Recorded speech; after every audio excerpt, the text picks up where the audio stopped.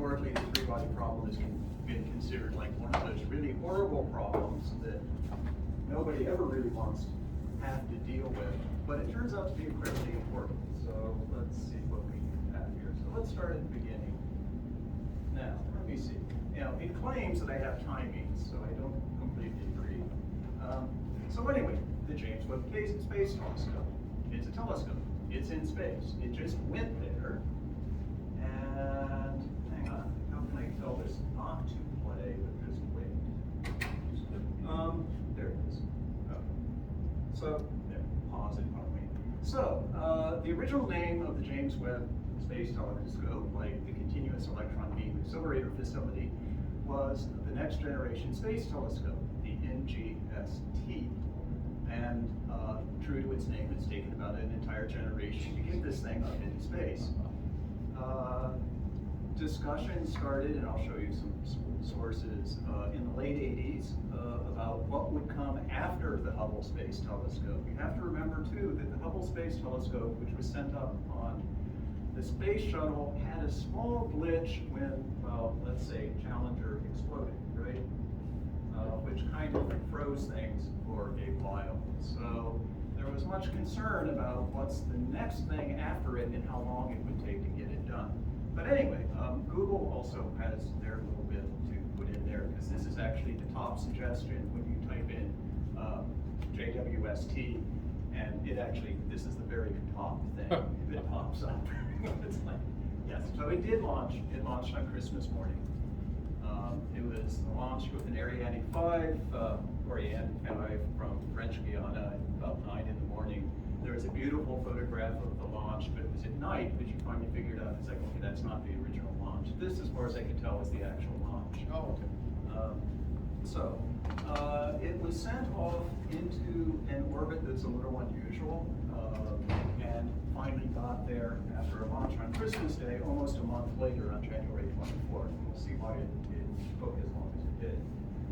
So, looking at the history of the James Webb Space Telescope, the NGST at the time, it tends to go back to this conversation with Riccardo Ciccone, who was the director of the Space Telescope Science Institute.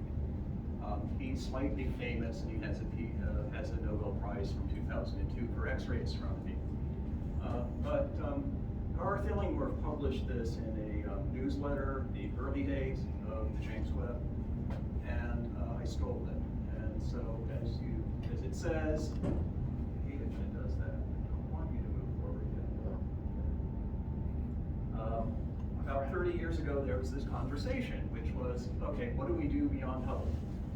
And he was concerned it was going to take a long time. And Hubble was planned to last about 15 years, right? So at the end of 15 years, what's our next replacement? We better start doing this now, because it takes, everybody knows here, a long time to get big science to a goal. And he was concerned that the Hubble would run out, or there'd be launch problems, and we wouldn't have anything to replace it, right? But the conversation got kind of interesting because, well, what are you going to do? Now, I'll come back to the Hubble design, but I'll give you a clue. The Hubble Space Telescope design, the Hubble Space Telescope, for the most part, was made by Perkin-Elmer. Perkin-Elmer in Massachusetts did other space telescopes well before the Hubble Space Telescope, but most of those were KH-11s, which we aren't supposed to talk about, which were staring at shipyards in Russia. So that size space telescope was basically based off the spy satellite from the 1960s and 70s. So I really don't want it to do the timings. How do I get out of the timings? So what they're doing here, let's see if I can end sorry, it's just doing timings, I don't want it to. So what they looked at was, let's get a really big telescope up there, not this little, quote unquote, 2.4 meter telescope. Let's go for something in the 10 meter class. Now, a 10 meter class telescope goes well beyond what the largest telescopes with a single mirror can do, and we'll see that in a minute. But that means you also have to basically send a multi-mirror telescope up into space. It's got to be folded up for launch, unfolded when it gets into space. It mirrors all have to be aligned. And as they pointed out here, they wanted to see deeper in the infrared, which means, for one thing, it's got to be kept very cold, because otherwise the infrared radiation from your telescope or any other source swamps your signal, so you want it very, very cold. It's kind of important too that they were discussing what you call passive cooling. Why passive cooling? Well, because most space telescopes, they look, or in the infrared, need helium to cool themselves down. And when the helium runs out, the telescope is gone. Okay, so when the dewar runs down, the mission is over. So how do you keep the mission going long term? Is you have to come up with some way for it to cool itself on its own without needing this external cooling system. So the James Webb Space Telescope, as I said, sort of evolved out of these conversations that people were having at that time.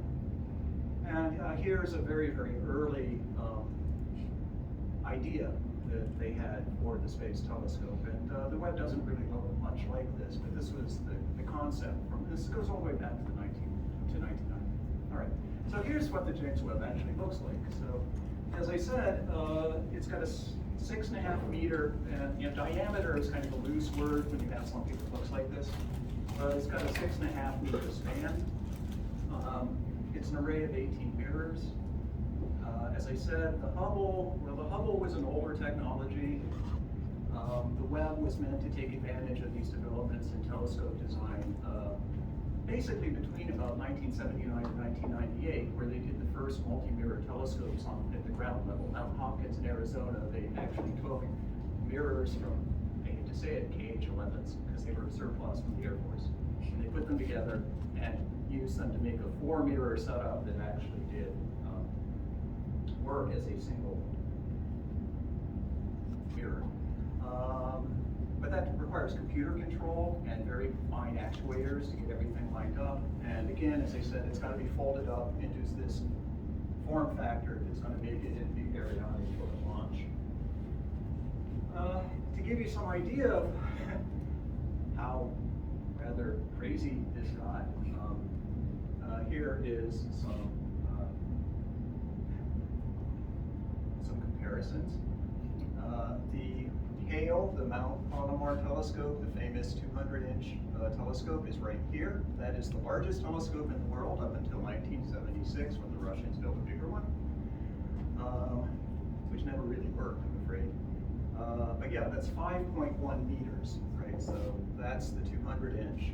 And then here's where the James Webb fits into this category. But you see that the Keck actually was probably the first ground-based telescope to really go with the full multi-mirror approach. And there are actually 2 Keck telescopes on Mauna Kea. And again, all of this requires lots of computing. And now you want to put, something pretty big like that into space. So, some design issues, right? It needs to work in the infrared. We'll see why as we go on, but we want it in the infrared. You need it to keep cool. The Hubble was in an orbit that went behind the Earth and in and out of sunlight every 90 minutes. We don't want to do that to this telescope, right? We want this telescope to have a nice, quiet environment where it's not lit up by the sun, it's not heating up, except, in a way that can be very carefully controlled by keeping the sun behind a sun shield. So where can we put it in an orbit near Earth that allows you to always have the sun shield oriented towards the sun and give us the best unobstructed view of the universe? Right? And this is what it looks like. That's the shield at the bottom. Electronics and communications are down here on that side. This side's going to face towards the Earth. This faces away from the Earth, but the sun shield also keeps it away from the sun. So where you want to put it, stop that. How do you turn off it's trying to do like an automatic play thing, and I just don't know how to turn it off, so I apologize. Right. I hit pause, but it wakes up and says, go to the next slide. Anyway, so one possibility is we put it in the gravity well, out of the gravity well of the Earth, essentially, But with the sun off to this side and with the Earth here, there are these 2 points on the line between the Earth and the sun, where in this case, there you go, the gravity of the Earth is pulling the spacecraft this way, the gravity of the sun is pulling it this way, and you can balance the 2 forces right here. The problem is, if you're going to orbit along with the sun and the Earth, there's a centrifugal force term too, and that allows you to balance out here as well. So gravity pulls you towards the Earth, but the centrifugal force, because you're in a rotating frame going with the Earth-Sun axis, pulls outward. So you can balance these 2 points, L1 and L2. There are actually 5 points, but these are the 2 that make the most sense for this type of experiment. So I want to put a spacecraft in L1 or L2. The sun will always be over here from the point of view of L2, and I can look out away from the Earth to the right. This diagram seems natural. But what's at L2? And the answer is, it's pretty much not much there. It's really an empty point in space. It's just a point where the forces balance. But the issue is,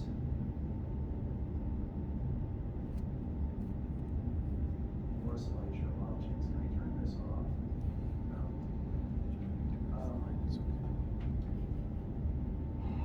So this is the view with, in this case, this is the sun, this is the Earth. Here's L1 and L2 that I showed in the previous slide. L3 is a balance point on the far side of the sun, so that doesn't do us that much good. The famous ones are L4 and L5. We'll come back to that. But when we look closely at, this is an energy scale. This is true energy. What you see is the L1 and L2. If I go a little bit inward from L1, I basically fall into the gravity well near the sun. If I go a little bit to the right, I fall into the gravity well of the Earth. And L2, I would fall away from the Earth, or I could go inward. But when I go inward, I can go into the gravity well of the Earth, but there's also this possibility that I can go inward from L2 to L1 to the inside of the interior of the Earth's orbit, close to the sun, or I can go out away from L2, away from the Earth. And so it's an unstable balance point. It's a saddle in dynamics. And saddle points are unstable. There's a little bit of a problem finding these things because you actually find the Lagrange points. It's not a terrible thing to find them. It's just that the Lagrange points are the balance points where the force vanishes. The force is, I'll skip forward slightly, given by the gravitational pull of the sun, in this case, the gravitational pull of the Earth, the centrifugal force term, and what we want is basically where the derivatives, partial derivatives of this, the force vanishes. But if you do that out, you find it's a 5th order polynomial solution. And so there's been a lot of work done from way back, to come up with a simple way to find those values. But today with computers, it's almost trivial. But back in the day, it was much harder to do that. So go back here a second. So what's our problem? Our problem is that we want to put a spacecraft near the Earth, which will be our mass 2, which is orbiting around the sun, which is my mass 1. And I want to put this spacecraft at some point where it's going to essentially try to stay put, right? And so I've got 5 choices, the Lagrange points, where the forces are going to vanish, and it'll just sort of stay there. But because of the instability, it's not really clear that that's going to work. So that's where we're going with this right now. So how bad is this in terms of putting it there? How unstable is it? Can I put it there and expect it to stay there, or not? Just to point out that this is a pretty generic problem, I'll point out that this is from Jet Propulsion Laboratory, where they talk about the 3-body dynamics of the Sun and Jupiter, the Sun and the Earth-Moon system, the Earth-Moon system, Moon and Phobos. Especially, they're very interested in Saturn. Why? You want to do a grand tour of the satellites of Saturn, then we can exploit the 3-body dynamics to do a tour of the satellite system around Jupiter and Saturn without using a lot of thruster. Saves fuel. Let me point out that because the frame of reference is rotating, you have Coriolis of forces, so these orbits are going to look kind of weird. Oops. Okay. So how weird do the orbits get? So this is what gave Poincaré headaches. This is L3 on the far side of the central mass. This is L2 and L1, bracketing the secondary mass. I'm going to drop a space probe somewhere in the system and let it go. I give it a little push. Let's see where it lands, right? And you can see that the paths are kind of complicated. It starts at A, and then it falls inward into the gravity well, and wanders around, and then it actually hops over to the second mass, and then it hops back, and ends up over here. This is not your grandfather's elliptical orbit, right? This is not Goldstein. Is there an analytic solution for the orbit that gets you from A to B? And the answer is not really, right? So in some sense, it's chaotic. There are some rules. When you're down around the central mass, if you don't have enough energy, you're trapped in this pit over here. But as you raise your energy a little bit higher, you can cross from this hole to this hole, this bit to that bit. I'm sorry about that. It's kind of annoying and I don't know how to turn it on. Okay. You can cross from here to here through L1. So the basic pattern is at very, very low energies, you're either in orbit around this one or this one, and you can't go between them. But suppose you're a little higher energy, then your point can wander. And we saw that example I showed you was in that energy range. It wandered from mass 1 to mass 2 and then back again. So this little restriction is sort of a portal between the two potentials, right? If you get over this little gap, this valley, you can go between the two. If you go a little higher in energy, these are in order. L1 is the lowest, L2 is the next one. Then this opens up. And now you can wander around mass 1 and mass 2, and you also have the possibility that you leave the system. Now remember, they're trying to put the James Webb Space Telescope at L2, right here, right? So we wanted to stay put at that location, but we have the possibility they could fall away from that point. They could fall out from the system or fall into the system and wander around. Now I said L4 and L5, these points, those are actually the highest energy, but they're also the stable ones because of the centrifugal force term. So it turns out that the L1, L2, and L3 are all unstable. They're all saddles. If I go up, and if I go left or right, I go uphill and I come back. So that's an in pointing manifold. But if I go this way or that way, I fall off the hill and leave. So it's unstable, and it's got a stable direction and an unstable direction. This is an X point. This is a saddle. You know these things from your dynamics course, right? Whoops, why is it doing that? I don't like it when it does that. I apologize. So this is just actually going back to the same one. This is the same initial condition that I showed you for the first one, where it wandered around, went out to mass 2, and then came back. You find out that it actually escapes. I ran it forward for 9 years instead of 5. And after 9 years, it just totally leaves the system and escapes. So in scattering theory, this is a resonance. So John, can I ask? Yeah. So that's supposed to be the path of the satellite? Oh yeah. So so the masses are gonna move. No, the masses don't move in this system. It moves, but not mass 1. Aren't they all moving? Hmm? Isn't the Earth going around the sun too while this is happening? Yep. As it But goes it's around the the sun, system. the x-axis rotates with the Earth. So x-axis is always pointing towards the Earth. But then that, The whole reference frame rotates about the quarter. yeah, but then that Sorry. doesn't mess up the blue line the way. So then the actual path through space of the blue line looks very different. A little different in an Earth-centered inertial frame. Yes. Yeah. So when it looks like it's making a loop-to-loop, what's happening is it's going out further away. So it's slowing down in its orbit. As it slows down in its orbit, it lags behind the rotation of the system. So it seems to fall backwards. Then as it falls back inward, it picks up speed. Now it's moving faster than the rotational speed, so then it starts to move forward like that. So in the rotating system, it looks like it's doing spirographs and Lissajous figures.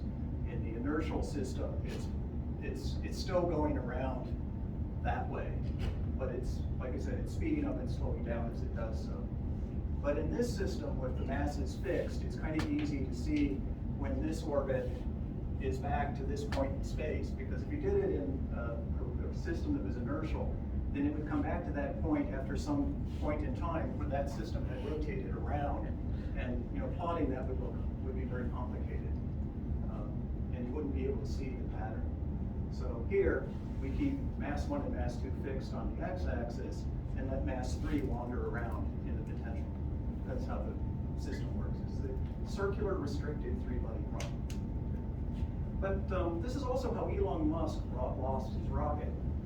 I'm serious, right? He launched a Falcon 9 booster to put a satellite into orbit. Why is it doing that? Okay. In 2015. The satellite was the Deep Space Climate Observatory, which actually, honestly, was going to the L1 point between the Earth and the Sun. So we could look at the Earth and take photographs of the sunlit side of the Earth without the sun ever setting, right? So it sits at L1 and it looks at the Earth. The sun's always behind it. It's looking straight at the Earth, fully illuminated. Actually, you see the moon going around and around the Earth because it's further away than the moon is, right? And but when he did the launch, he kind of lost his booster at some point. But he boosted. It still had enough energy to go into an Earth orbit, but it fell back towards the Earth, but didn't hit the Earth. So it's been wandering around for 7 years in a path that looks something like that, wandering around the Earth at the center, and eventually it wandered out here to where the moon is, and it's going to hit in March. It says March 5th, if everything is right. You mean the rocket will get?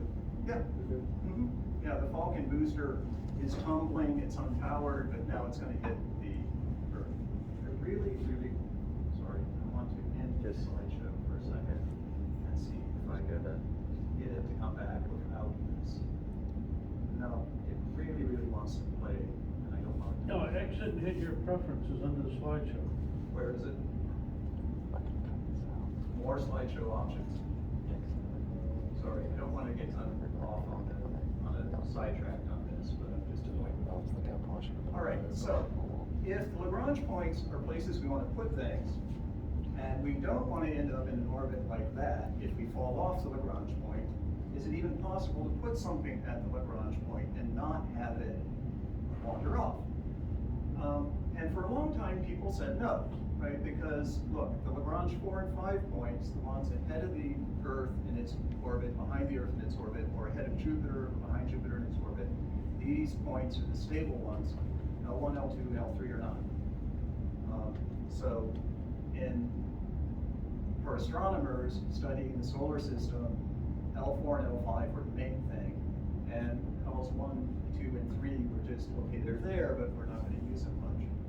I should point out, this is just to indicate, again, it's a saddle, right? So even if you oscillate sideways here, your tendency is to oscillate sideways and then fall off down the slope and end up leaving that point in space.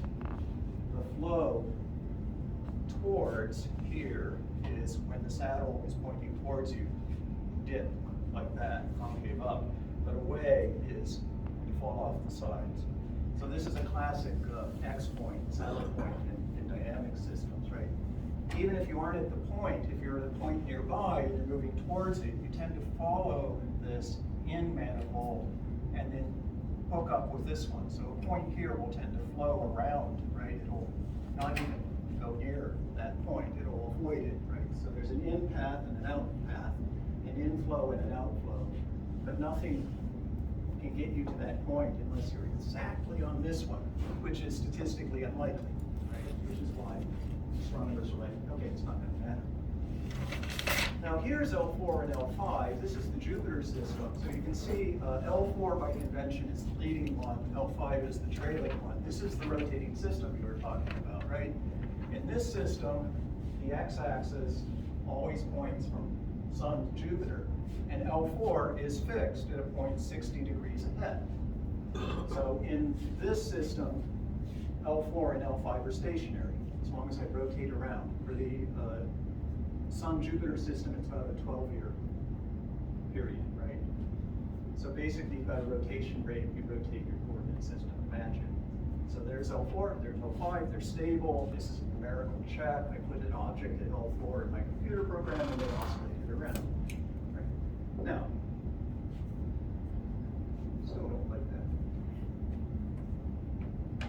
The Earth also has Trojan points, L4 and L5, and there's actually an asteroid at one of them right now. You might notice that this is from 2020, and this was photographed on February 22nd, 2021, showing, okay, there's the object sitting at L5 in an Earth Trojan orbit. So what changed? Well, what changed was essentially NASA. Okay, so if the three-body problem has stable points at L4 and L5, and the others are unstable, there wasn't, as I said, an obvious way to exploit those fixed points. Anything put there would fall away.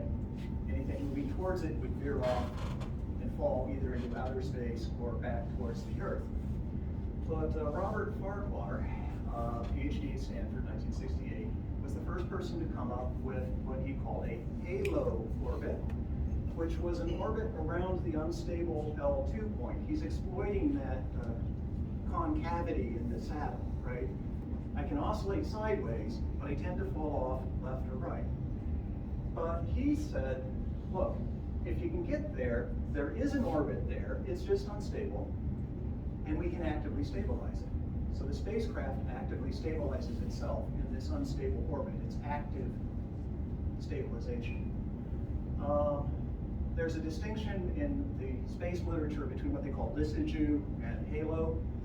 And a halo, by convention, has to form something like an ellipse, whereas a lysigue is basically incommensurate frequencies, right? So the up-down oscillation and the sideways oscillation are out of not one-to-one, so it just does a spirograph type thing. So lysigue versus halo. The advantage of the halo is, this is looking towards the L2 point. The advantage of the halo is it never goes behind the object M2, right? So if you put one of these around the moon,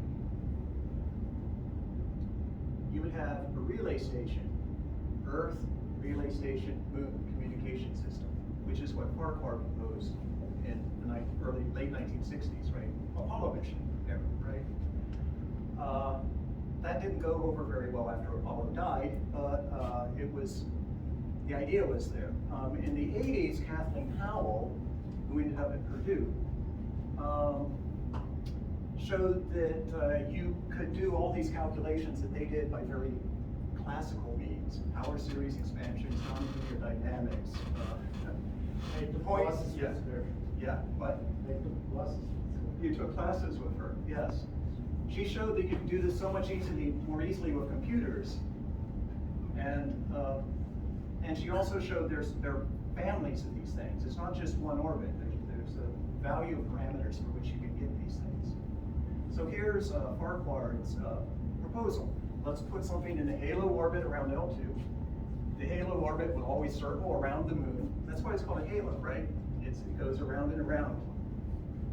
And communications from the Earth would go up there and come back down, right? So if you land someone on the far side of the moon, you're always in communication.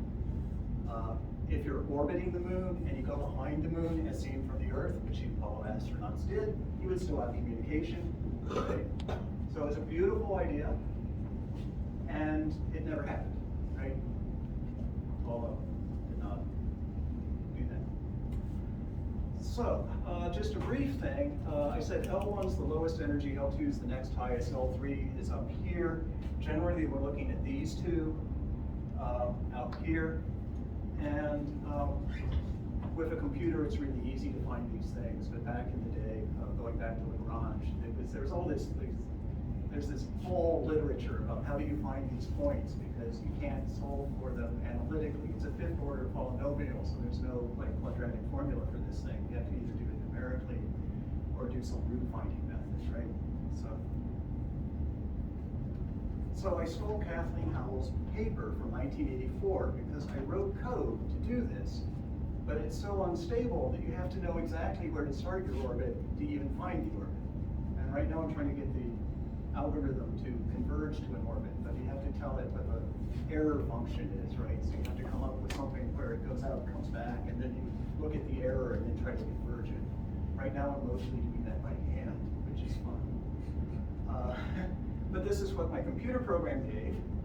And this is basically her orbit right here from her paper from 1984. So it's fairly far away. These are essentially an AU for the Earth-Sun system. The L2 points at like 1.217, I think. In these coordinate systems, it's about 0.22 AU past the Earth on the right, away from the Sun. And you start the orbit at 1.26. You start it up out of the plane, and Z equals 0.05 AUs up above it, and you throw it at a velocity which is 0.25 in units, where it takes 2 pi for a complete orbit around the Sun. And if you plug in these three numbers to the program, you get it. And so it's kind of it made me kind of happy, because otherwise I don't know if I'm doing it right unless I can reproduce someone's results that's done it right. But it is working. It's incredibly unstable. If I run this more than about a year, you can see at the bottom it's starting to drift off a little bit, and it just takes off and escapes. So you really do need active stabilization. This is also what happens when you search for it and you guess the initial condition. Goes around and then gone. So that's the life in the vicinity of an unstable flow. In 3 dimensions, just to point this out, these are tubes. And so there's actually sort of a flow through the system following a sheet that is, it looks like a Chinese finger trap. It comes in and then goes out, or it comes in and goes out, or it comes in and doesn't go through the gap. If it doesn't go through the gap, it's avoiding passage. And if it does go through the gap, it's transit. And people take advantage of this because what we can do is send something from the Earth-Moon system through the gap around the moon, use the moon to put us out to the L2 or L1. And in this case, the earliest space missions that actually took advantage of this, that Farquhar proposed, Kathleen calculated, were missions to observe the Sun. You put them at the L1 point between the Earth and the Sun, and you always stare at the Sun.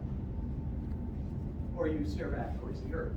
So for solar observations and Earth observations, L1 is a preferred spot. And as early as 1978, they had successfully used this. SOHO is still alive. SOHO was launched in 1996, put into the L1 orbit, and it's still running. It was a 5-year mission, like Star Trek, but it went 26 years. Like Star Trek. Yeah. The fans did not bring SOHO back. But anyway. Now, briefly, just for a moment, I want to point out that transit issue, right? I said it's unstable, so you don't like instability if you want to stay put, but what if you want to take advantage of the instability to go somewhere else? You can put yourself into one of these L1 or L2 orbits, stay there, and then deliberately kick yourself loose. Give a little tiny thrust to leave the vicinity, and the gravitational forces in this rotating frame will pull you back around. And you can make a path that comes back to the Earth. So you can actually launch yourself to there, sit there for 5 years in this case, and then just give yourself a gentle nudge and fall away back to the Earth. No fuel involved except for an initial nudge to get you on the right manifold that takes you back to the right place at the right time, which is why you need computers. But still, it's a beautiful idea, right? Low energy transfer. You're not brute forcing this at all. You're taking advantage of the natural dynamics. The Genesis spacecraft was a solar wind sampler, and and it had collectors like this. They faced the sun, it picked up protons and particles and cosmic dust and all sorts of stuff. And then it nudged itself away from L1 to fall back to the Earth, whereupon they kind of messed up, I'm afraid. It was supposed to deploy a drag chute and a parasail and be picked up by air before it hit the ground. It came in at 11 kilometers per second, which is just about escape velocity from the Earth, over Utah, and its parachute failed to deploy. They actually recovered samples though, but it was pretty impressive.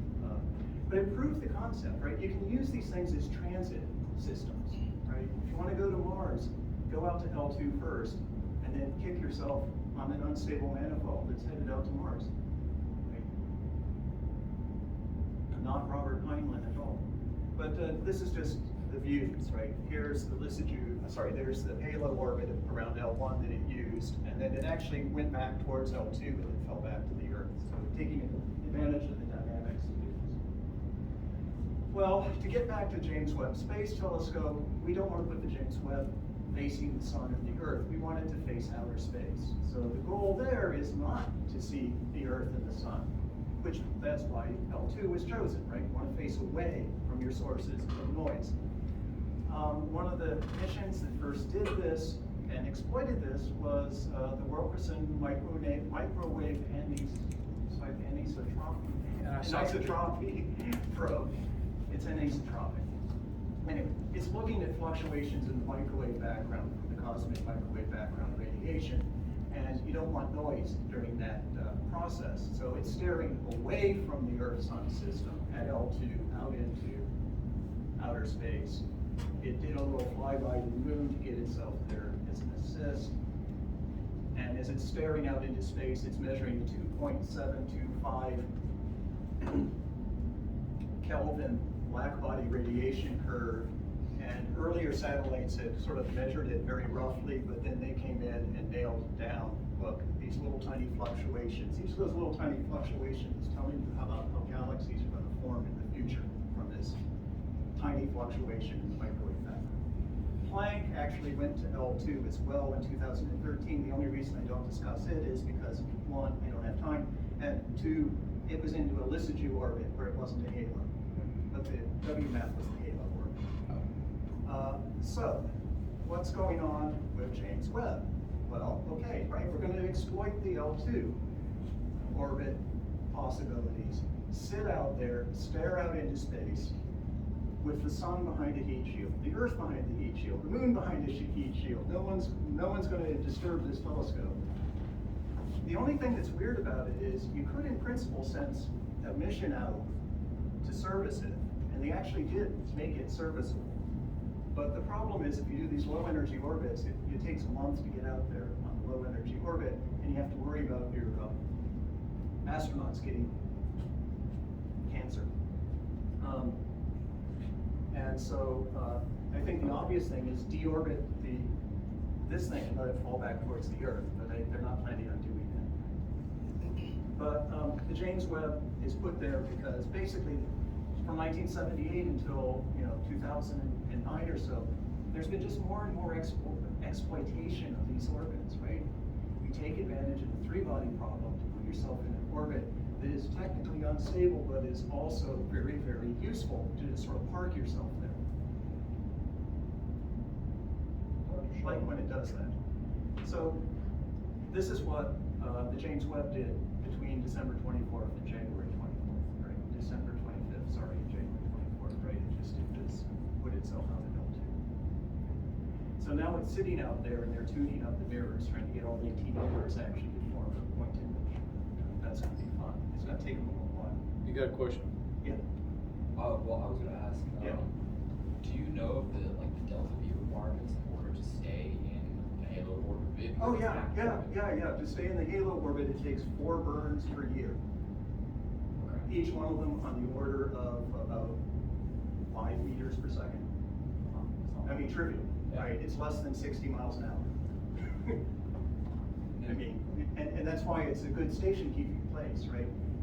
It takes about 3.2 kilometers per second of delta V get to it, but once you're there, the station keeping is cheap, right?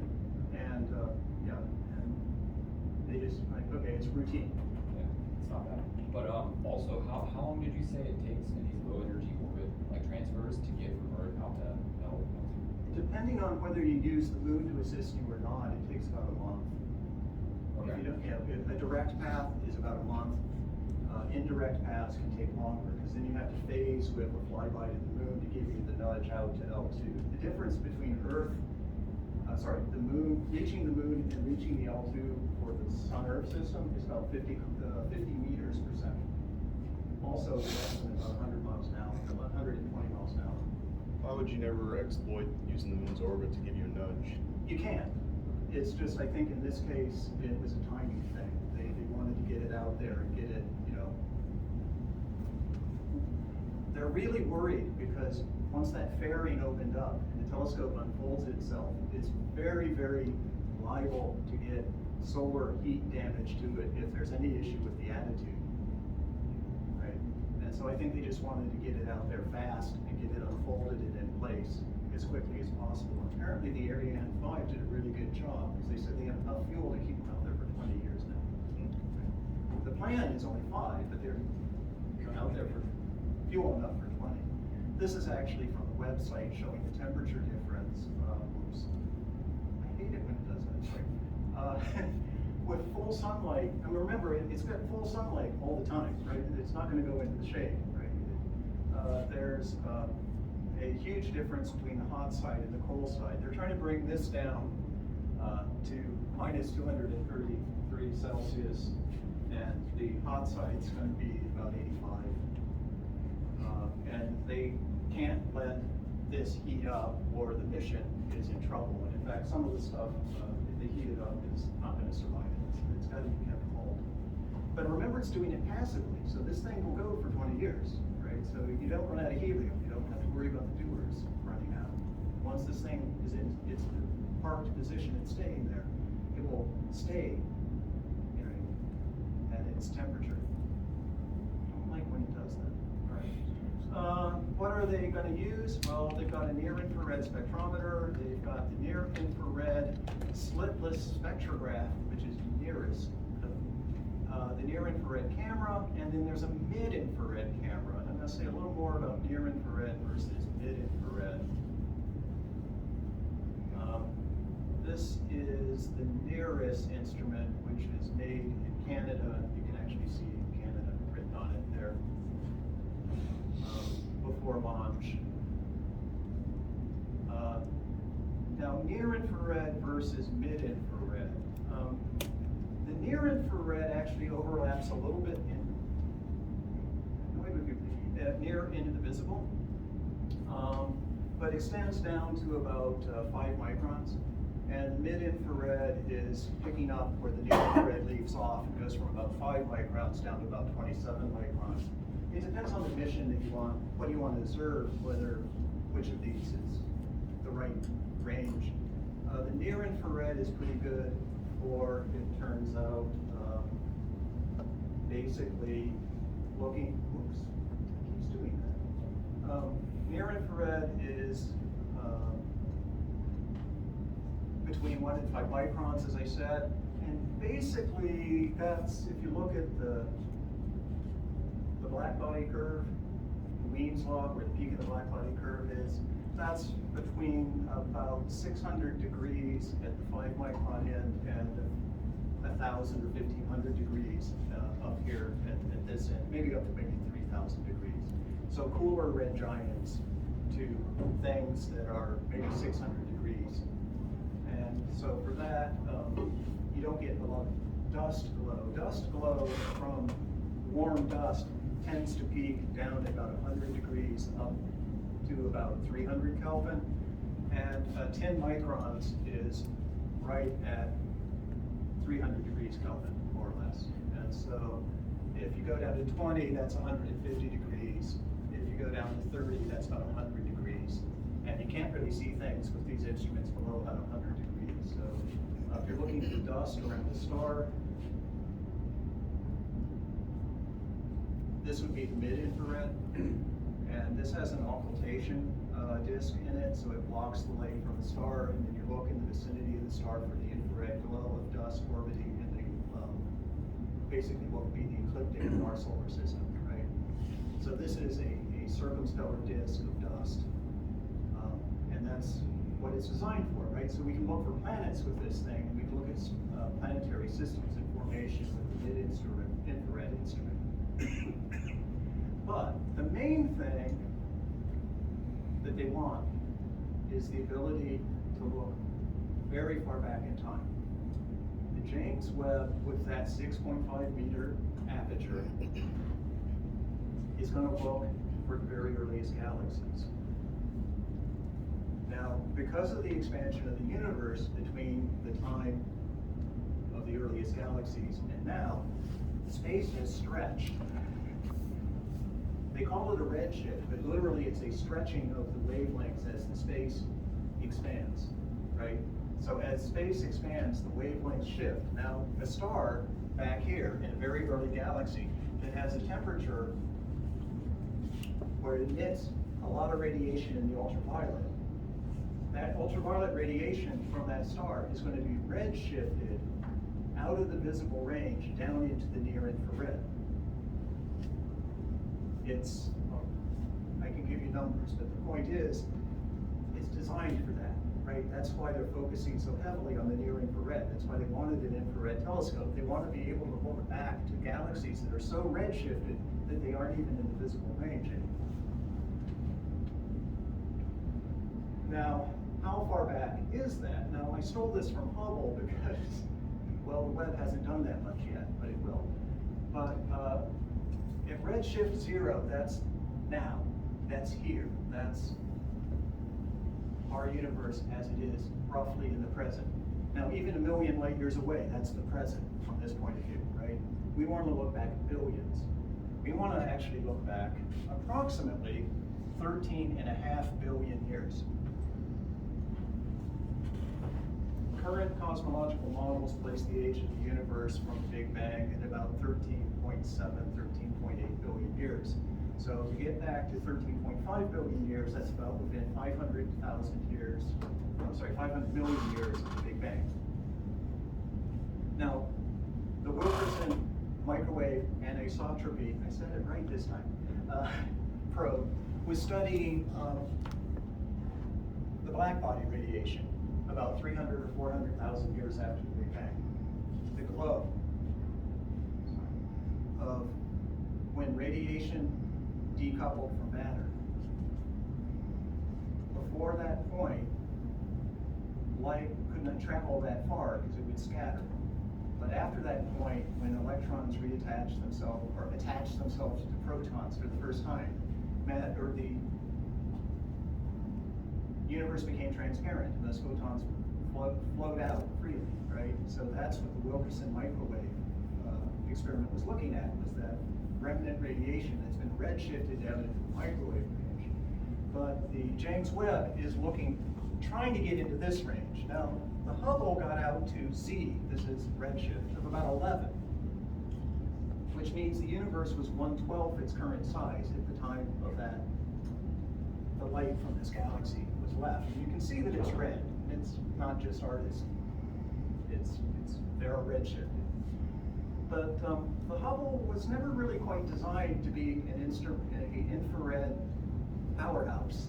It had infrared capability, but it was never designed for this. And the Webb, with its big aperture and its cooling system, is designed to do this really, really well. And it's supposed to get out to Z about 15. And Z about 15 puts you in what they call the end of the cosmic dark ages. After the radiation, after light decoupled from matter and atoms formed, essentially those atoms were in the neutral state. Gravity pulls things together slowly, and eventually you start to form stars and galaxies. And we have black holes back there, God knows what they're doing. But the thing is, that transition from an atomic distribution of matter that's sort of spread out to one that's starting to clump up and form stars. That's what they want the James Webb to look at. But to do that, they have to get out here to these redshift range of about 15, so 1 second. And I said that if it's in the visible now, the ultraviolet is shifted all the way out here into the near infrared. And so there's also this problem, that we have this trouble with photons trying to get to you from that time period. They have to go through all the matter between you and it across the universe. I'm seeing the Beatles song at this point. But the photons have this problem that they see a whole bunch of redshifted hydrogen. And if it gets a hydrogen, it can promote an electron to an upper level, so that's line absorption. But also this line absorption is all smeared out because of the redshift. So the photons have to get through that picket fence to get to you. Whoops. 1 second. But yeah, the UV is shifted out to here. And because of that absorption, you can't see it at all until you look at the infrared. Yeah, okay, so now. I was gonna ask, is there a physical limit to which the expansion of the universe redshifts the light, the infrared so far that we can't create an instrumentation to look back? Not really. But there will be a point where essentially it's beyond your horizon. That's The probably- light is just never gonna reach you. Oh, because the expansion of the universe is faster than the light? Essentially, yes. The highest Yeah, energy. I mean, it leaves the vicinity of the source, but it has to come towards you as the expansion is spreading out the distance. And at Big some group. point, it's Hubble beyond constant the thing. point, it never quite gets to you, right? Yeah, the highest redshifted light was collected by the Wilkinson microwave. Yeah. So this is the first light that came up and is the highest shifted Yeah. light. But to get back to that time period with the cosmic microwave background, that's a redshift of 3,600. We're looking for redshifts of 15. So, yeah. So here's that question about, between the cosmic microwave background and the first light, this is where they want to be, the first light. Now, they tried to get there with the Spitzer. Spitzer was an infrared space telescope. It's wonderful. It's an older technology, though, and its doers ran dry a few years ago, and now it's decommissioned, right? They shut it down, And the James Webb isn't supposed to have that problem. So here we are. We want to look into here. We're not going back here. I apologize to all the high energy physicists. But what the Webb is supposed to do is get us into this time period. The first galaxies, the first stars, it's optimized to look in that infrared light that is where all that red shifted first light is going to be. And the Hubble kind of got partway into that, but not deep enough. And so the goal is to explore that time period, right? You actually see what's there, which there are a lot of galaxies out there. This is, I think everything in here in this image, except perhaps this one, is a galaxy, right? So each of those little red spots is a galaxy. So the trick at this point now is, once they get it running, is to find a rich field, to find a spot where the concentration of matter in stars from that time period is, right? Because you're looking back when the distribution of matter is not quite the same, so in some sense we have to hunt for it, they have to hunt for it. Anyway, so I was going to stop here, which is a good place to stop, and just point out that